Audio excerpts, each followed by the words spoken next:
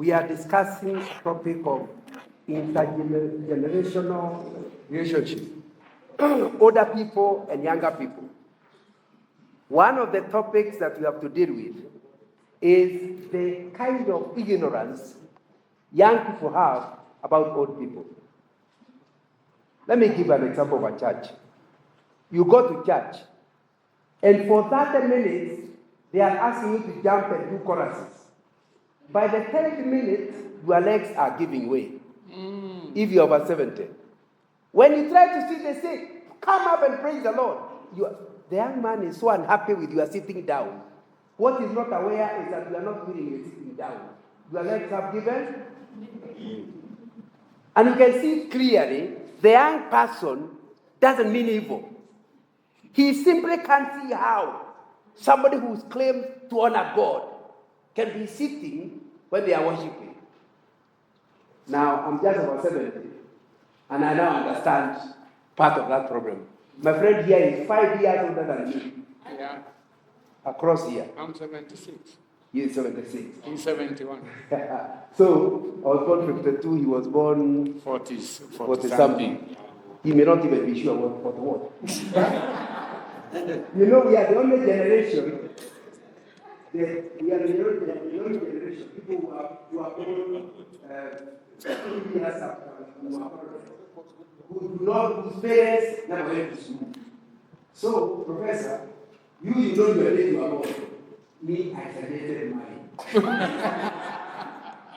You get your parents say like this, it was before emergency. Oh, I go back and check.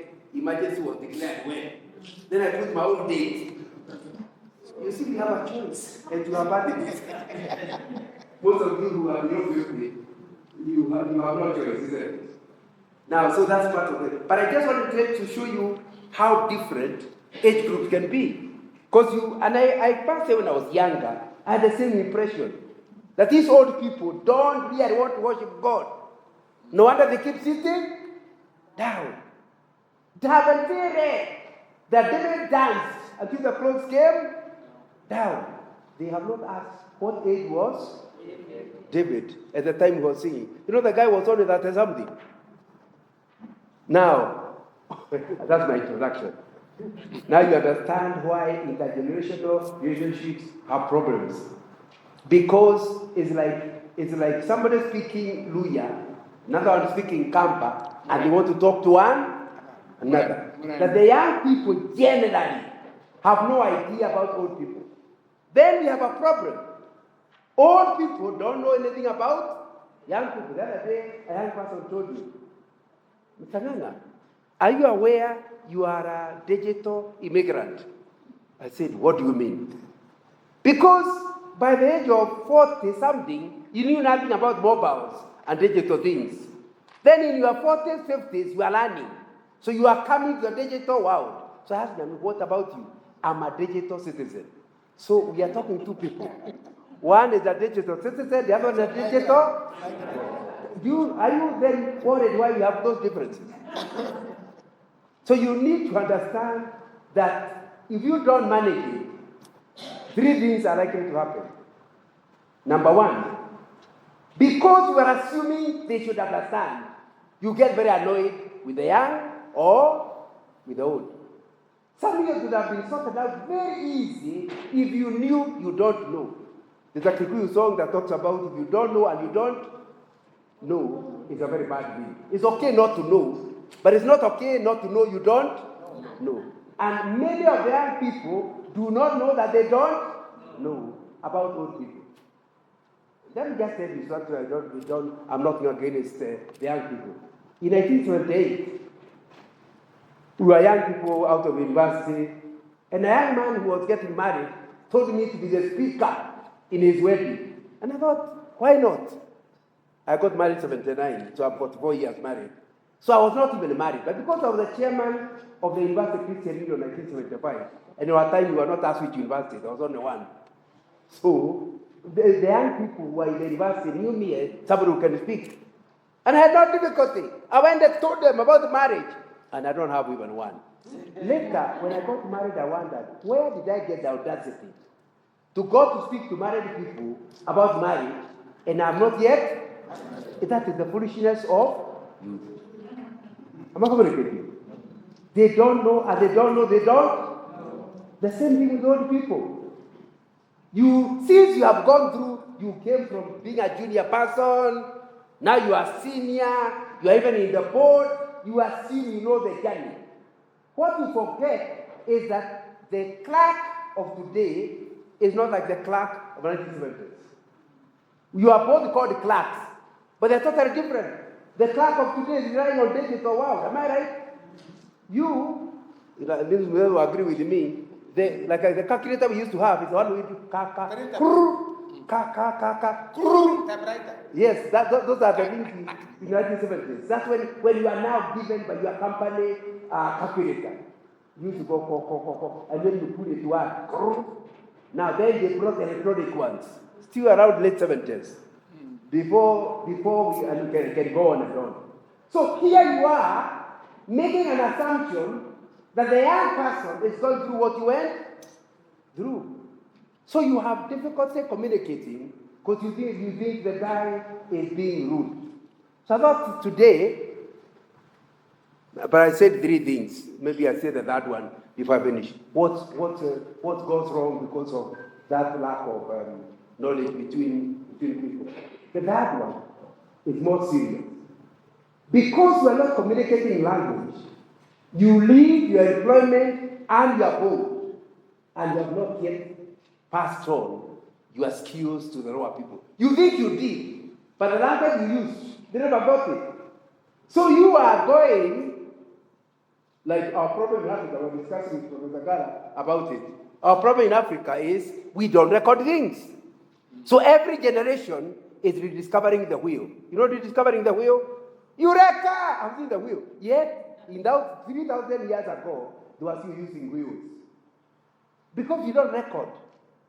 You can imagine if your tribe was to keep a record, the kind of skills they had in the previous century.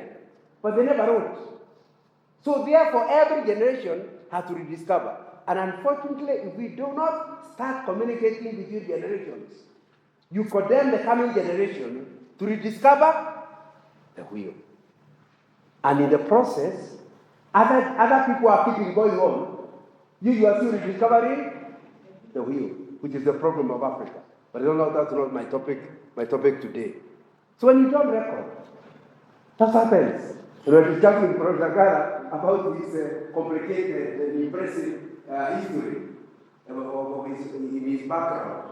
And I was trying to encourage him, since he's saying it so easy to put it in writing, do you know what you have gone through if you are 60 years? It seems the young people have no idea. If only you wrote your biography, your grandchildren will not rediscover the wheel. Hey, I need to come to do this. And this, then I must improve on it. But now we don't write. And then the young people have stopped being oral. They don't want to listen to our stories. When they come to visit the grandfather, they think it's just a man of stories. And they don't take it seriously. They would rather go to. So because we are not putting it where the young people can get it, we are condemning the next generation to continue rediscovering the wheel. And I'm saying there's nothing wrong with discovering the wheel if you have never found it. But then the process is the other nations will keep leaving you behind. And you're talking about your board of directors and how you are dealing with it. Mzee, can you see that far? Okay. Look here. Just read loudly for us.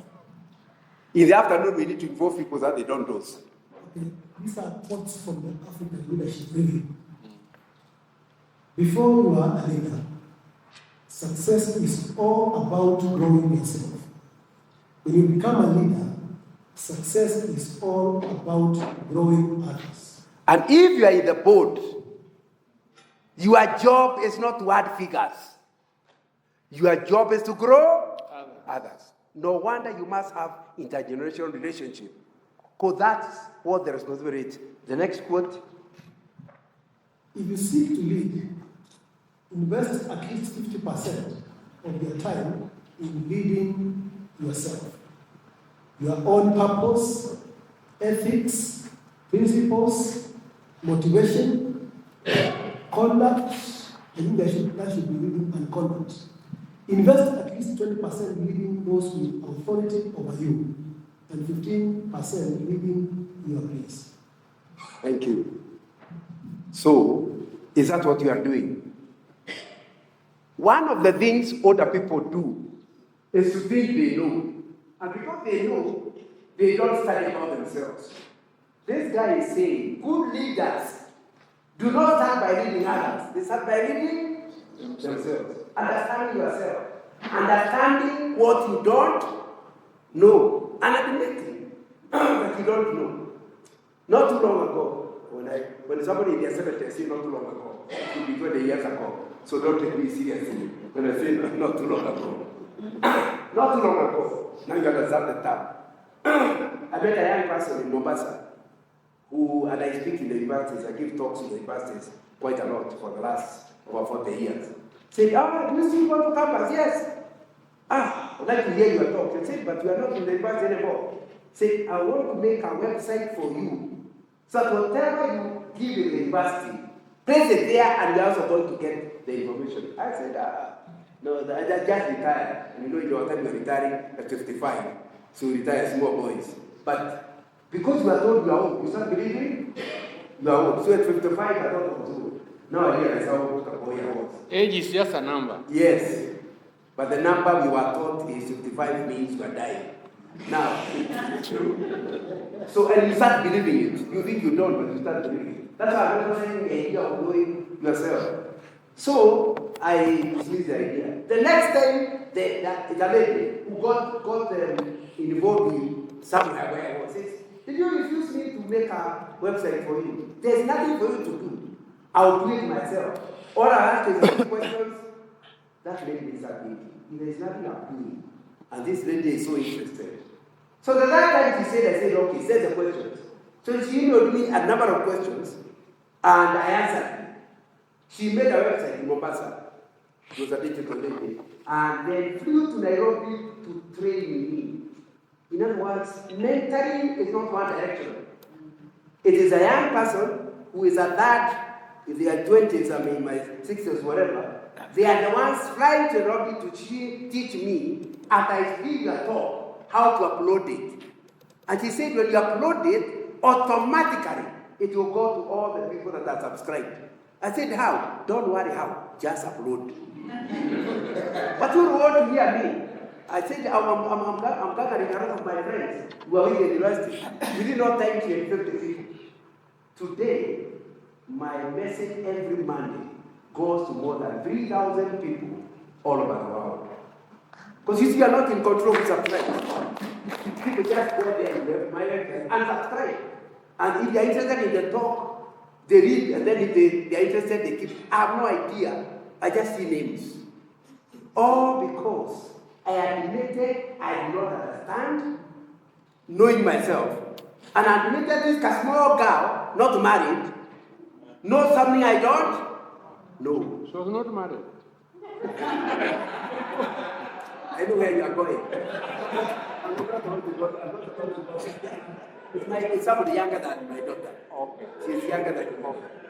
So, and only misbehaving old men relate with people below their daughters. They are few, but we call them people of no value. Wazers who date small girls are people of no value. Because instead of helping them, they are destroying them. We have come to this meeting to talk about how old people can invest in young people. And that one is one of the ways of destroying. So we are not going that route. So, I'm just giving you my own examples. Again, many years later, I bumped into a young man. He says, young man, why are you not in YouTube? Charles says, you what? Now, of course, everybody knows YouTube. But that time, I didn't know what it is. You what? When he hears it, no idea. He said, do you have any record you have? I said, yes. Just email it to me. I will make a YouTube account for you. Today, if you go to my YouTube account and go to my website, and my YouTube account go by my name. The website is www.johnganga.org. And my YouTube account is my name, John N. Nganga. You will find more than 400 talks on all kinds of subjects. Because the young man was really mental. I don't think that examples to show you the first thing you must do is know yourself. And you know yourself when you know what you don't know. And who can help you. And then you allow them to help you, even if they are younger than your daughter's age. Because what you are after is to have a more valuable old life, a more impactful old life. And you'll get it if only you start listening to young people. And that's very important for you to get. I'll look at the issue of diversity, then I'll look at a bit of definition of generation, what generation is. And I'll look at the various generation levels. I'll not spend too much time on it. And then I'll try to spend a bit of time on why generational gap. How come we don't communicate to one another? And then how to close those generational gaps. And why old generation should mentor young ones. Then I'll talk about a bit of, if I get time, I'll talk about the importance of coaching, especially feed forward as a method of coaching somebody who does not know what you want them to know. Just look at that. Is there somebody with a mic? Another mic, or it's on the one? No, there are two. Let me read this one, but I'm going to involve everybody. Oh, you have found it. You give it to anybody of your choice. Just now. If it is working. You think Mzee can read there? I skipped it because he's 76. I can read. Good. Well done. Go ahead. Read what it says. Face of management should be the face of the market. Why diversity? In other words, we are answering the question, why should you allow diversity? And now you understand diversity involves old people mixing with young ones. Okay. The second one, that way your sales will rise. So inability to appreciate diversity will mean you cannot rise in your career. I'm saying, even in a boat, you have not below that fire. And yet, the people consuming the product of the boat, many of them are below that fire. You know, they say Kenya is a young nation, isn't it? Your productivity, your sales will go down. Because the best boat is a boat that reflects the market. Getting my point? So you cannot be a gang of old people designing strategies to sell to young people unless you are not clever. So that's what we are discussing this afternoon. It's not something good to have. It's something you must. Just before I retired from Shell, we were given the top management was promised a bonus if by a certain year we are going to have had, I think, 1/3 of top management being women. Because oil industry, generally speaking, do not attract women. But they have discovered in London that if your management does not reflect your market, you do not sell as well. And that's a very important thing. So you had to very quickly find a way of manufacturing the young women. You notice a younger one, you start pushing her up. Otherwise, you miss your bonus. So it's important to understand, and they have discovered in London. Of course, Shell is one of the biggest global companies, or was, I don't know about now. One of the top two oil companies was ExxonMobil and Shell. They used to be one on top, the other one. They are the top. And they discovered that most of the global board was made up what they called Oxbridge. What's Oxbridge? People from Oxford and Cambridge. Someone performed a club. So whenever people are promoted, they are all either from Oxford or Cambridge. But the market, those used to be the main universities then. Now the universities are many. So the market is full of other people. And the old boys club are pulling the business away from Oxbridge. I'm getting the point. So they had to find a systematic way of ensuring diversity. That their top management is global in nature and not tied up to Oxbridge. So you need to understand that we are talking about this topic. It is not a nice to have something. It's something you need to force as a principle, as a policy in your board. That a certain percentage of your board must be women, a certain percentage must be youth. And the old people must have the job of passing all the information on their way out. The only thing I'm hoping is that most boards will have something called board of reference. What's board of reference? What says who stay in Kedube, but when you really need an issue, there's a telephone call. Am I communicating? Yeah. In other words, they are not in the structure of the organization, but you know they have gone through this. So before you make a major change in direction, since the people who made the original process are still alive, you just buy them a cup of coffee. If you can't go to Kedube, call them to Kisumu as long as you pay the fare. And you have a time to talk to them. Board of reference. In other words, they may be 3 years, you may not talk to them. But whenever you are making a major direction, find out. I know that because I used to be in the leadership of a church called Sita. And one of the CEOs, let's call them CEOs, they are called bishops, let's call them CEOs, was busy running the central church, which is called Bible, and yet running all the other churches. And I was the secretary to the council, and I told them, it can't work. You cannot be here in a council meeting, hearing things, at the same time we are hearing. You need somebody who has gone around, so when you come, you have information. So how is that going to work? Surrender value. Remove. Hey, pastor, come on, child. Use rented, isn't it? But the council decided he is not allowed to be a pastor if he has already taken his permission, because you all have time. That's what you find in the Anglican church. Their top church is all saints, but they have a provost. So the bishop is not the pastor of all saints, because he's moving around. Very together. And as soon as he moved him, he was able to start moving around. All I'm saying is, if you really want this intergenerational thing to work, let people retire. Don't allow people who can't stand to still be in the boat. Let them retire. But find a systematic way of ensuring information is taken. Several years later, I'm already retired. And that particular CEO was retired. Several years later, I heard that the CEO had again become the pastor of Bible. I said, what? Oh, you are not pastors. I said, let's be clear. It's not something difficult to do. It's impossible. The moment you are in charge of a church that sees maybe about 10,000 people on a Sunday, there's enough work for you never to go to other churches. Are we together? So you will be pretending you are the person in charge, but the junior pastor will be running the show. Okay, my point. So I admit it.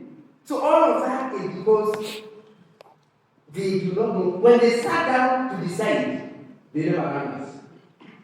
Who made the decision in the first place? And so we need to understand this intergenerational thing means even those who have left the board find a way of keeping their record. Where are they? Are they dead or alive? Don't call a dead one. So ensure you have the information. Then tell them, we are intending to change direction, but we still want to understand why you made this particular decision. That's what diversity will do for you, and it will be important. So, a good working place is a place where diversity is recognized. You agree clearly, these are women, these are young people, but you still have old people, because all of them are important. They are also recognized and respected, and various cultural ideas are acknowledged and valued. In other words, we agree young people like to stand, allow them to stand. Old people like to sit, allow them to sit. Contribution from all groups are encouraged. Anybody is empowered to achieve their full potential, and differences are celebrated and are not suppressed. That's really what we are talking about if you are going to have intergenerational things. Why this cause of diversity? Gender differences, That's why you need women. If you want to hear the voice of women, you must have women in your organization. Ethnicity, it's very clear. If you have not Turkana, those are difficult to get because it's a very small population. If you have not Turkana in your board, where is he? Over there. If you have not Turkana in your board, you start imagining Turkana are not educated. Am I right? Only to discover a professor. But you need to find diversity. Anyway, age difference, cultural difference, and I could go on. What are the generation? A generation is a group of people born around the same time. The second point is more important, and raised around the same time. People in this birth cohort exhibit similar characteristics, preference, etc. Please note, that's where we are going totally wrong. We are using American labels and putting them in Kenya. But to be a generation together is not enough to have been born at the same time. You also must be brought up in the same place. So, for example, when you say Generation X, and you compare what they say in America, it might surprise you our boys are not like that. And there's nothing wrong with it. They simply did not grow with the same circumstance. So the fact that we are the same generation, the Americans and the Kenyans, we need studies to show us how various generations work in Kenya and not start applying the American labels. Unfortunately, when I was searching, I didn't see any study so far done.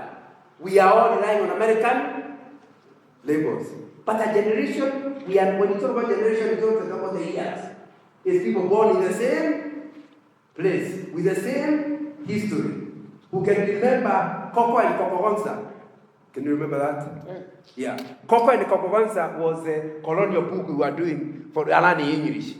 And he was supposed to come from Uganda, came all the way, he ended up in Dar es Salaam. So that way the English, we are not English, but we also learning the geography of East Africa. Now, if you are not over 60, do you know who Cocogonza is? No. Yeah. So he's my age mate. I know Cocogonza. Yeah, because we can talk the same language. So when you talk a generation, it's not enough you are the same age. So you can even go to videos, people born in the village. I come from a village called Jamini, and that's where I grew up. And the ones who grew up in Bondera, in Nairobi, surely they are the same age, but they don't have the same history. So you need to understand, as we are talking about generations, don't apply labels. In fact, my argument is, whenever you give a general statement, it's always wrong by generation. You can say, my doesn't know how to cook Uganda. But if one day she could do Uganda, is your statement still right? No. Oh, women are like this. But if there's one woman different, is your statement right? Yeah, when I was doing my master's, one thing I came up with was to be told to avoid motherhood statements. Statements that are generally true, but not fully true. All we need is to say, some women don't like men. Now that I can prove, isn't it? But to say women don't like men, what about that one? Mine. I have my weakness. She still wants to be with me until we die. Your statement will be wrong, isn't it? So it's important to be aware. So these generational issues, you have to be aware that you can end up for them, your young people, in a certain way, because you are not bothering to create subgroup. The term intergenerational, we have defined generational. Intergenerational relationship refers to any type of relationship between individuals and groups of different generations. This is the most meaning. Now, my guess is you already know this, so I'll not spend time on it. Intergenerational relationship. But the interesting thing is, even when I was a teenager, we used to talk about generational gap. And I was a teenager, 1960s. By the time I went to university, I did not have to sign. In our time, the age was 21, if you remember. You got to ID at the age of 21. And by the time I entered university, I was already over 21. Now, so you can guess my generation. But we still talk about age gap. But me, I thought the reason for the age gap was because our parents were not educated and we were educated. Until I myself got teenagers and we started misunderstanding each other. You know, like I still remember one of my daughters playing music. And we are a Christian family. And I thought she's playing funny music. I said, how can you play sad music with my equipment? Of course, that means I'm losing my temper. I said, Papa, I am playing Christian music. I said, Christian, how? I said, just be patient. Let me play. She will play one sentence, stop. And then the words, she says the words. You know, they are speaking English. I can't understand. I'm sure you went through the same thing. You have no idea what they are actually saying. Obviously, it doesn't mean anything to me. But now she was able to show me it was a Christian song in English, but I had to be taught the English. So you can condemn somebody just because you yourself don't understand. And I think to be important that we go through that. Now, can you pass the mic to somebody else of your choice? And make sure that he has as good. Go to the other side. Go to the other side. Gender. You also to be gender sensitive, age sensitive. We are discussing diversity. Generations labels. The greatest generation. These are people born between 1901 to 1927. We have the silent generation, people born between 1928 to 1945. The baby boomer generation, people born between 1946 and 1964. Generation X, they were born between 1965 and 1980. Generation Y, the millennials, were born between 1981 to 1996. We have Generation Z, people born between 1996 to 2012. Generation Alpha, these are the people born between 2013 and 2020. And they are still being born. Yeah. That's why it goes into the future. We haven't reached there yet. Yeah. They are still being born. Now, I'm okay with that listing, but I'm not okay on this. Continue reading. This is now an American study, so you need to be very careful swallowing it in. So you read the first column, and then we look at who is like what in the list. The core values of the various generations. Personal lifestyle characteristics, core values of the veterans born between 1922 to 1945. The respect for authority, conformance, discipline. Those are our fathers, my friend. I don't know if that is true in Kenya, but I think talking about my parents, sure they respected authority. No wonder they were colonized. Okay.